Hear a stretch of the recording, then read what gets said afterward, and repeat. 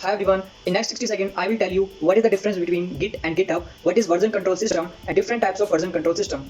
Git is a version control tool or software to track the changes in your source code. GitHub is a web-based cloud service to host your source code. It is a centralized system. Then we have the version control system. Version control system or VCS are the software or tools for tracking and managing all the changes made to the source code during the project development. It keeps a record of every single change made to the code. It also allows us to turn back to the previous version of the code if any mistake is made to the current version. We have three types of version control system: local, centralized and distributed version control system. Local version control system is located in your local machine. If the local machine crashes, it would not be possible to retrieve the files and all the information will be lost. If anything happens to a single version, all the versions made after that will be lost. Then we have the centralized version control system. In the centralized version control system, there will be single central server that contains all the files related to the project, and you will only have a working copy.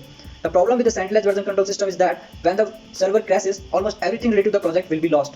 Then the last one is distributed version control system. In the distributed version control system, there will be one or more servers and many collaborators similar to the centralized system, but the difference is that not only do they check the latest version, but each collaborator will have the exact same copy of the main repository on the local machine. Thanks for watching this video.